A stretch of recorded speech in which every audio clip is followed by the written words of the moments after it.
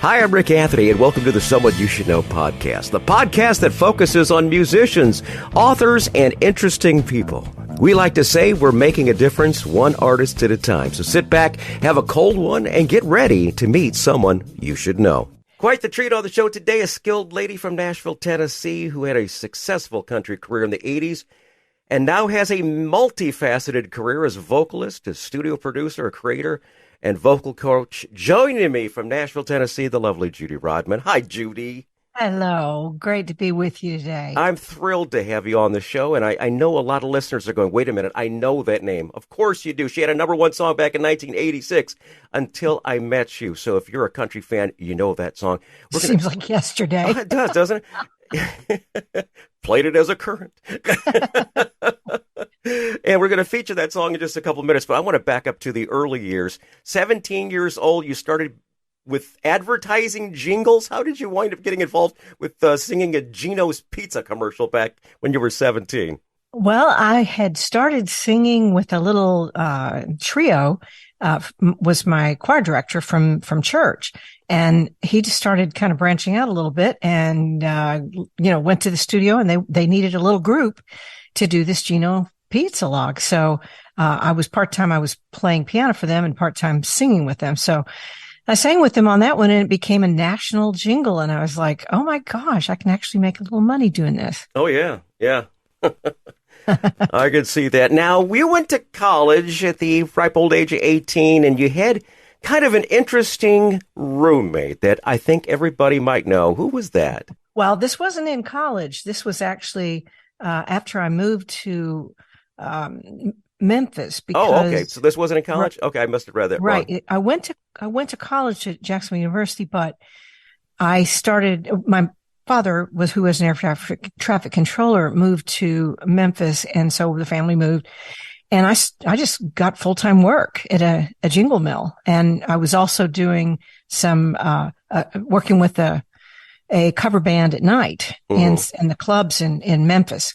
And so we got to be a pretty big cover band there. And Janie Fricke was also working in the jingle mill and working in that cover band too with me. And so, anyway, I moved out of my parents' house and became a roommate of Janie Fricke. Yes. Wow. What do you remember from those days as far as that goes? Because there's going to be a lot of stories. There's got to be a lot of stories. Oh man. Well, we were really young, and we had a blast. We would in the middle of we were working at the William B. Tanner Company, and then we were also working. She was the second singer. The first singer with Phase 2, my cover band, actually came to Nashville. Her name was Wendy Suits, and she became part of the Hee Haw crew and part of the Nashville edition. And so Janie took over from her, and I was still in Memphis. So we just, we were girls, and we had a blast. I could just imagine. Yeah. Now, let me see here.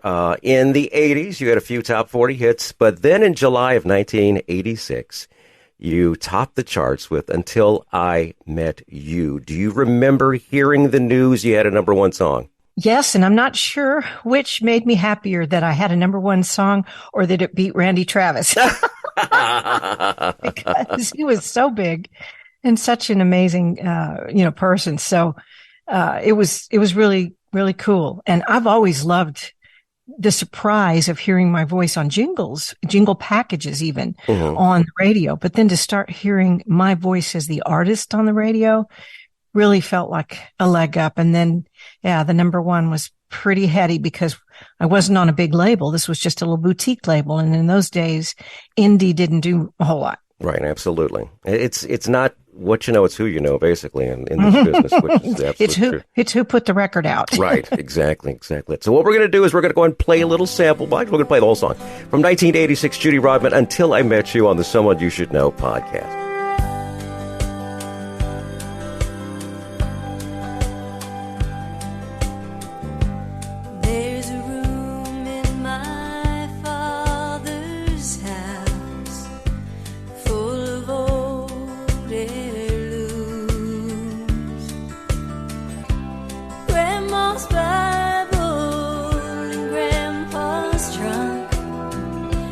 Total stranger, no more than closest ties I until I met you.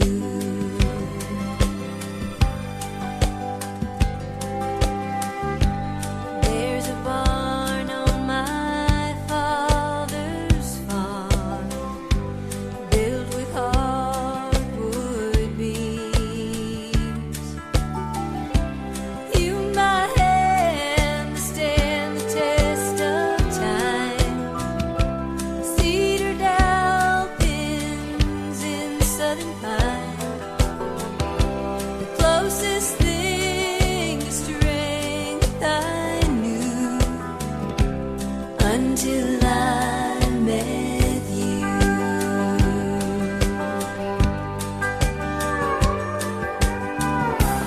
Now the stars don't shine the same, and everything's in a state of change. Twilight I knew until I met you.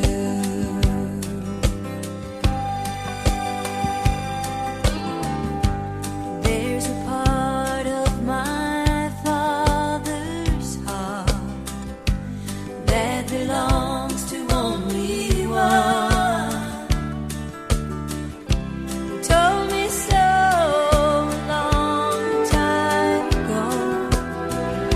You fall in love and then you know the closest thing to God I knew until I met you.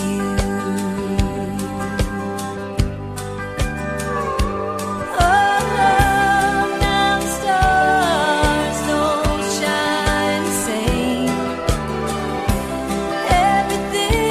Everything's in a state of change.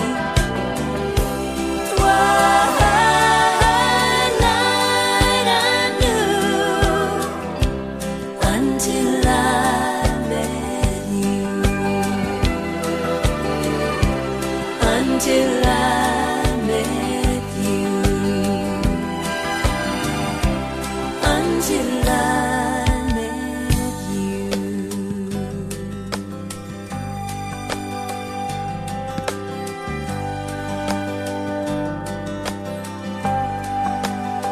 From 1986, a number one song from today's guest, Judy Rodman, Until I Met You. And that song not only got to the number one spot, but it also wound up winning an ACM and Billboard's Female Artist. Do you remember your And acceptance speech? Cashbox, if A you remember Cashbox, that. too. And do you remember your acceptance speech? Yes, You do? I was scared to death, and I do. I remember talking about a lady named Mary Tyler Moore, and it was pretty heady. It was just truly an honor to have won that, Wow. especially on an indie label like that.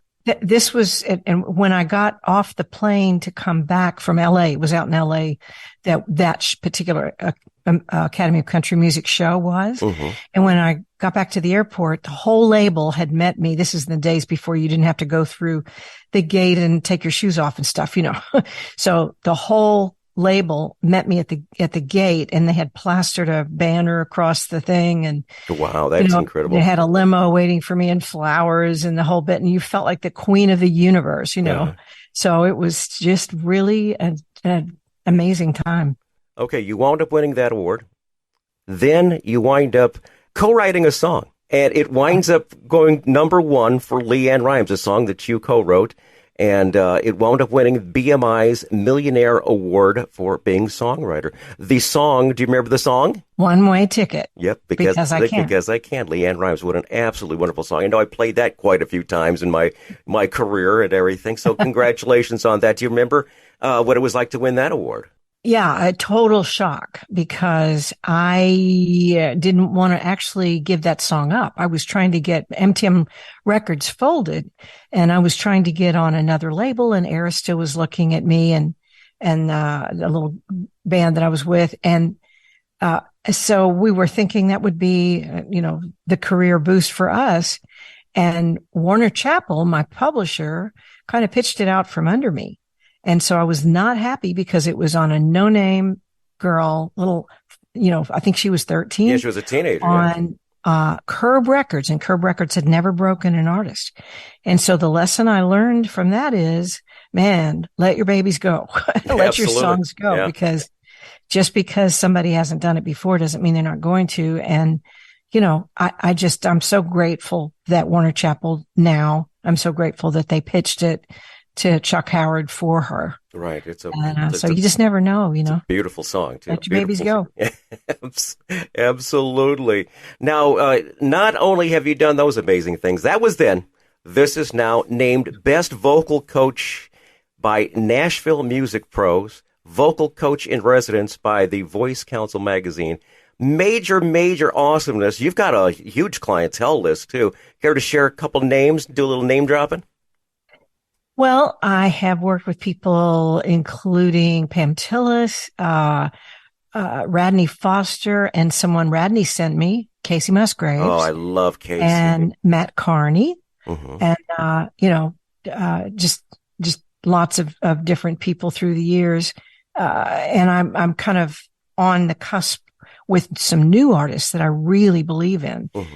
But the main, and I love working with name artists, but I also really love working with people that have vocal damage, or people that are, have career issues because of vocal fatigue, or people that are indie artists that need to be quite special, need to really walk into their full, vocal potential and vocal protection.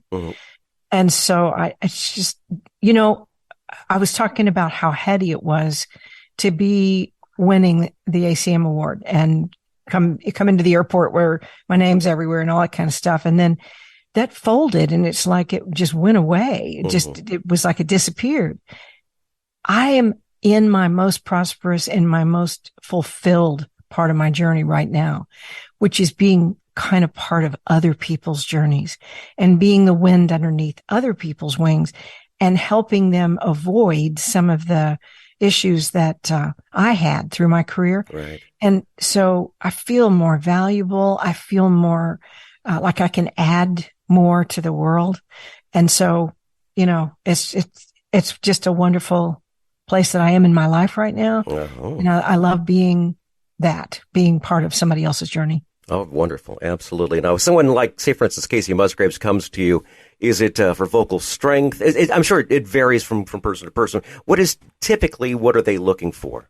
Well, in her case, it's pretty much, in her case, she was having a little vocal fatigue from the way she was singing, which was just the tiniest bit off from best technique, which I call pulling instead of pushing.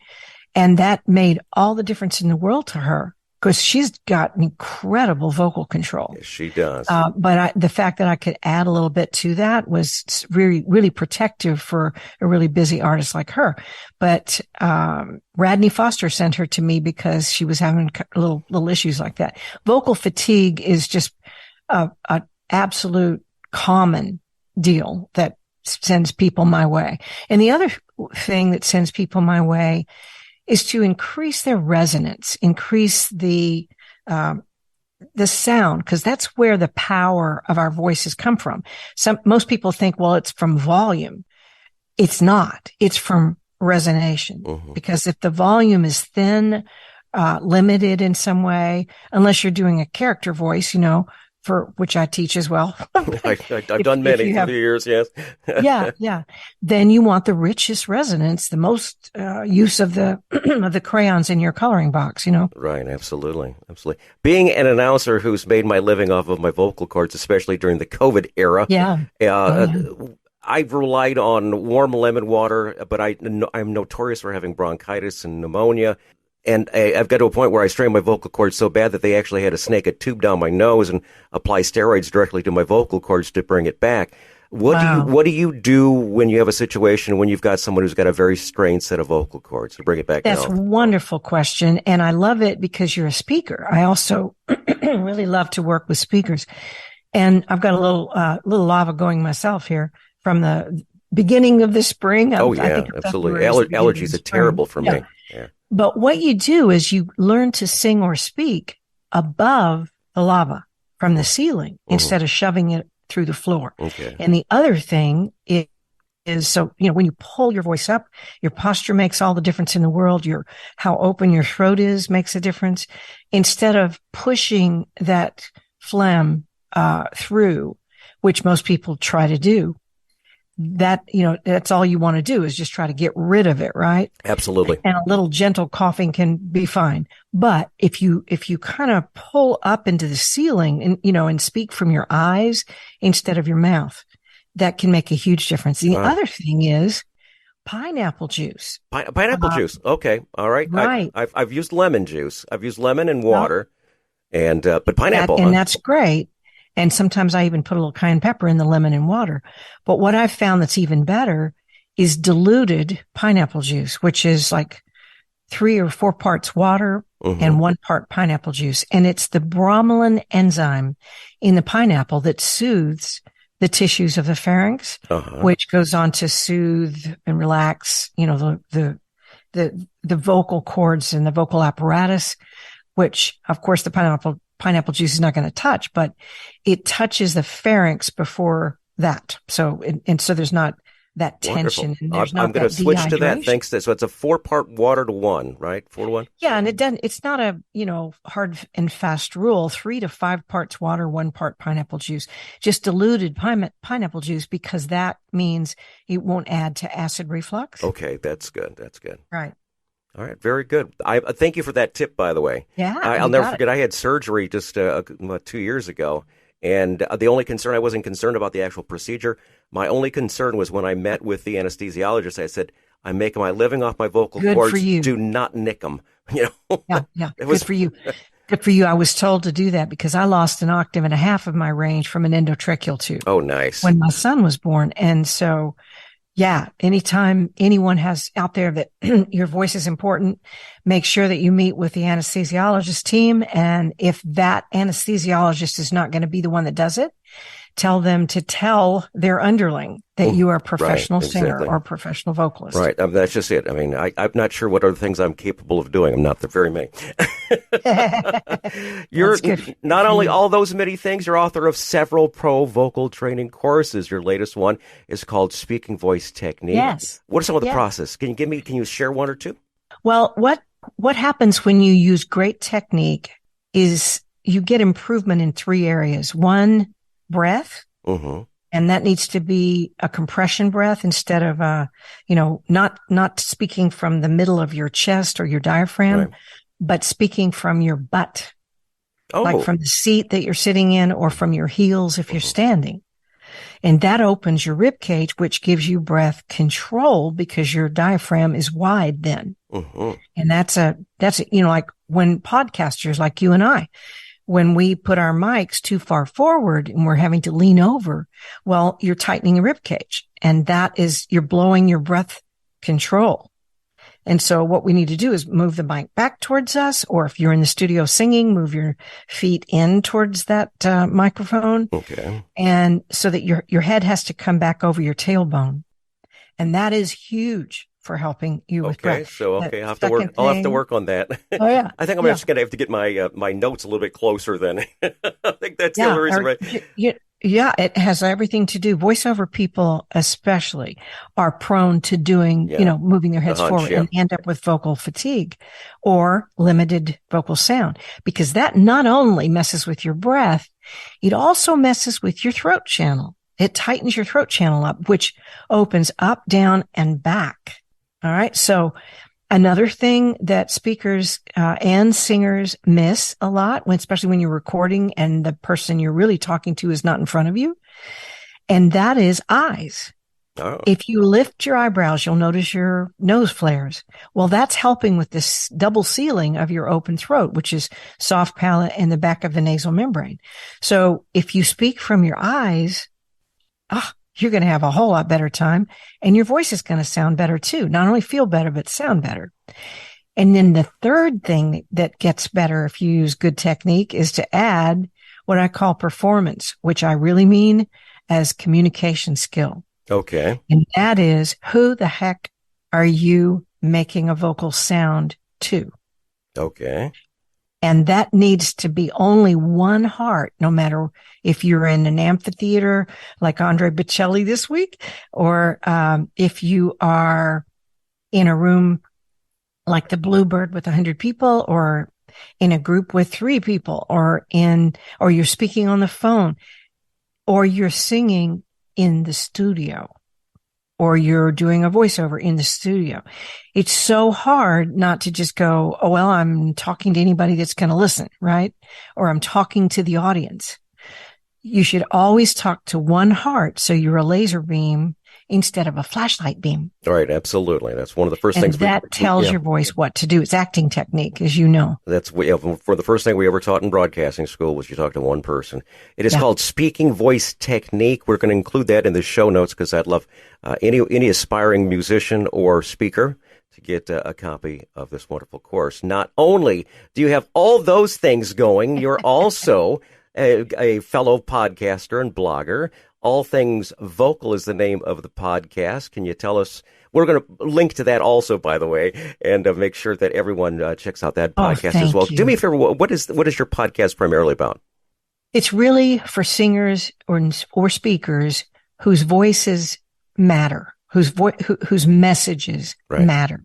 And if they matter, they're usually important in their careers, because that's my ideal audience, are people whose voices are important in their jobs. And whatever their jobs are. Right, yes. So, it's half vocal lessons from me, free vocal lessons, and it's half interviews with, industry insiders and people that are experts in some area of the voice, including physical therapists like Gina Thurston that work with the Hamilton cast because she works with the larynx. Love that musical. and different artists too. I've had Radney on, I've had Matt Carney on, and different people.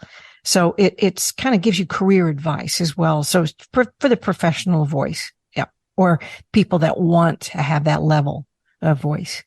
And some of the singers you were talking about also are involved with the new Disney animated series they've got coming out in 2024.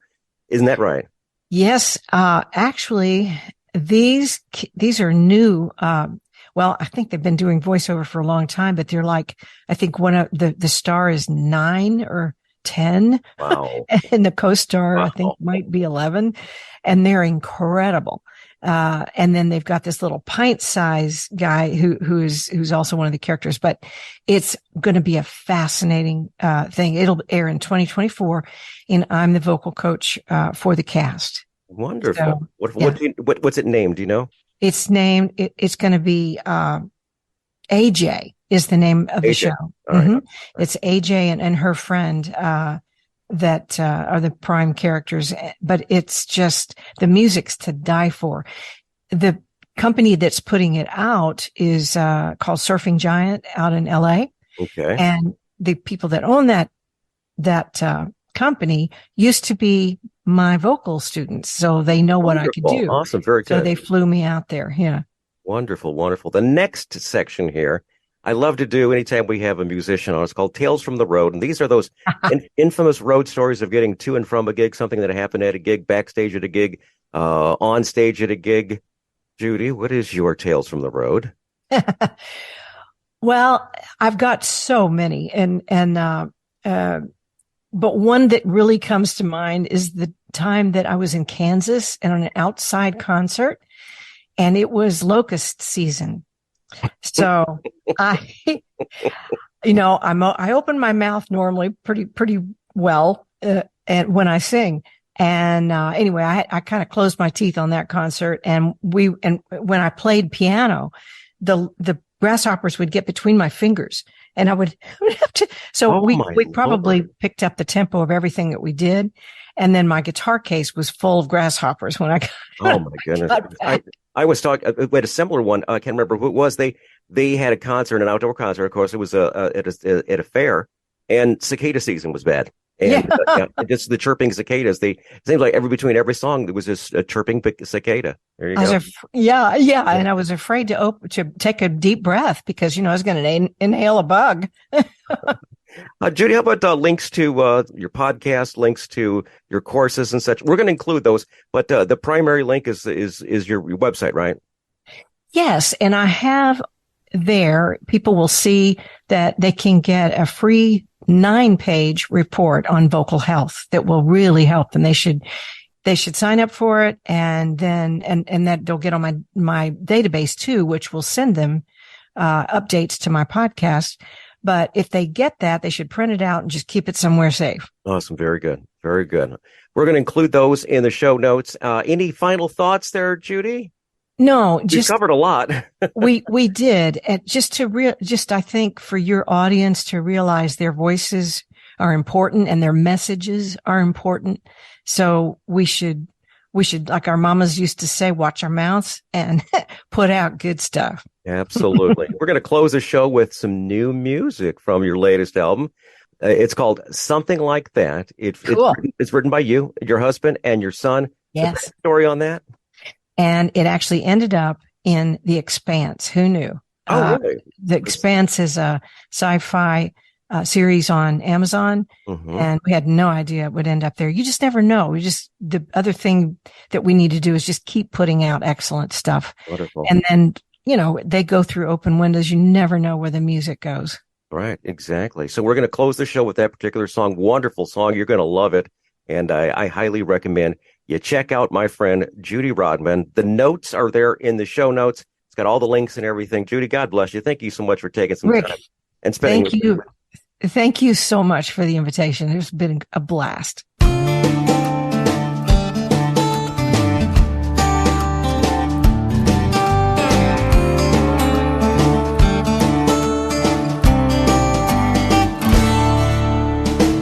Brown eyes and a mystery, yeah. Big holes in the safety net. Are you sure what you think he meant? Careful though, you get yourself stuck. Pick one cause you can't have two. It's the turkey dinner or the chicken stew. When you can't tell if you win or lose. Close your eyes and wish yourself luck. Count the silver, hide the gold. Steal a rock from a mother lode. Good times sometime come and go, especially when you want it real bad. Did it fill you up? Did it ease your pain? If you did it do over, would you do it again? Would you put it out there, the best you ever had? Or something like that.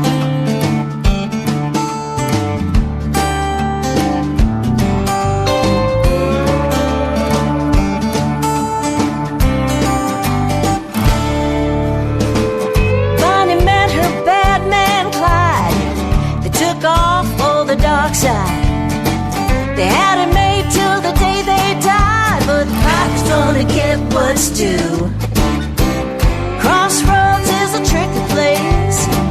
The devil's laughing in your face, cause that candy that you chase could end up beating you. Count the silver, hide the gold. Steal a rock from a mother lode. Good times sometime come and go, especially when you want it real bad. Did it fill you up? Did it ease your pain? If you did a do-over, would you do it again? Would you put it up there with the best you ever had? Or something like that.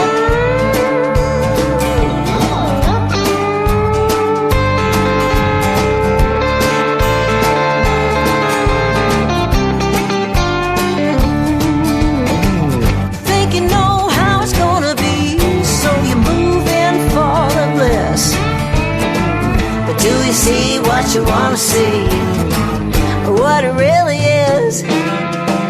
Count the silver, hide the gold.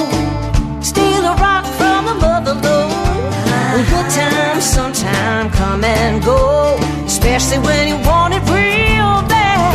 Did it fill you up? Did it ease your pain? If you did a do-over, would you do it again? Would you put it up there, the best you ever had? Was it something like that?